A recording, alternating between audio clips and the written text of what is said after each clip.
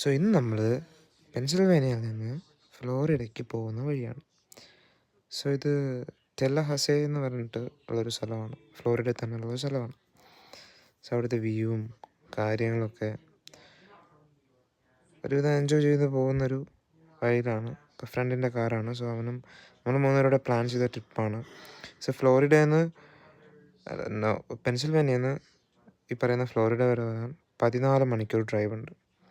ഫ്ലൈറ്റിലാണെങ്കിൽ പെട്ടെന്ന് എത്താം, കാറിലാകുമ്പോൾ 14 മണിക്കൂർ ഡ്രൈവ് ഉണ്ട്. സോ അങ്ങനെ നമ്മൾ അവിടെ നിന്ന് രാവിലെ ഒരു 4 മണിയൊക്കെ ആയപ്പോൾ തിരിച്ചു. ഇവിടെ രാത്രി ഒരു 11:30 ആയപ്പോൾ എത്തി. ഇടയ്ക്കിടയ്ക്ക് റെസ്റ്റ് ഏരിയയിലുണ്ട്, അവിടെ നിന്ന് റെസ്റ്റൊക്കെ ചെയ്തിട്ടാണ് വരുന്നത്. കാരണം സ്ട്രെയിറ്റ് ത്രൂ ഔട്ട് ഡ്രൈവ് ചെയ്യാൻ പറ്റത്തില്ല, നടുവൊടി. ഇപ്പോൾ ഫ്ലോറിഡ വന്നിട്ട് അവിടെ നമ്മളൊരു ബീച്ചിലേക്ക് പോകുന്ന വഴിയാണ്. സോ ഈ കാണുന്നത് ബീച്ചിലെത്തി അവിടെയുള്ളൊരു സൈഡിലുള്ള ആൾക്കാർ മേടിച്ചേക്കുന്ന പ്രോപ്പർട്ടീസാണ് ഇതെല്ലാം. സോ അവരവരുടെ ഓരോരുത്തരുടേതായിട്ടുള്ള വീടുകളൊക്കെ ഉണ്ട്. It was A nice beach.